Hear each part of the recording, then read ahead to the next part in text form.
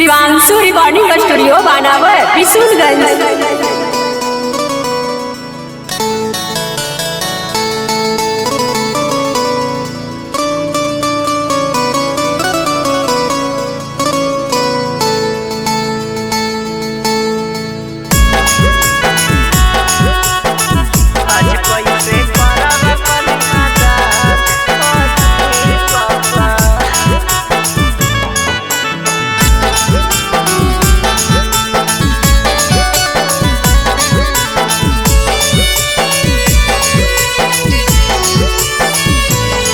जी बेटी बेटी कही के कोइल से आना हो, बेटी बेटी कही के कोइल से आना हो। आज कैसे करब कन्यादान अजी पापा, आज कैसे करब कन्यादान अजी पापा। बेटी बेटी कही के कोइल से आना हो, बेटी बेटी कही के कोइल से आना हो।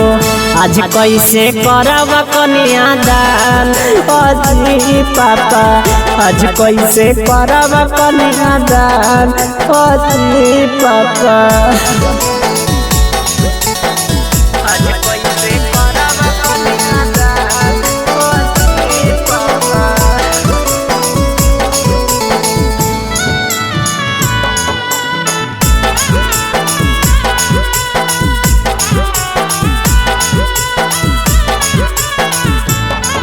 जी तनी को न लगलो पापा हमारा पमाया जी, कपलो न जी गर कलपलो न काया जी। जी तनी को न लगलो पापा हमारा पदाया जी, कपलो न जी गर कलपलो न काया जी। माफ नहीं कर तुन पापा तोरो भगवान जी, माफ नहीं कर तुन पापा तोरो भगवान जी पापा। आज कैसे करब कन्यादान अजी पापा, आज कैसे करब कन्यादान।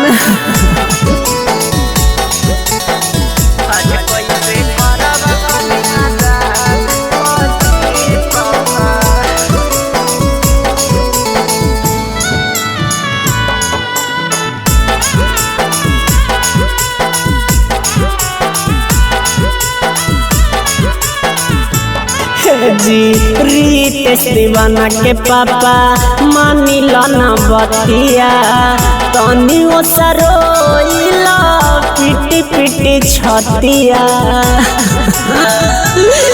जी रीत दीवाना के पापा मानिल न बतिया, तनी ओ सरोइला पिटी पिटी छतिया।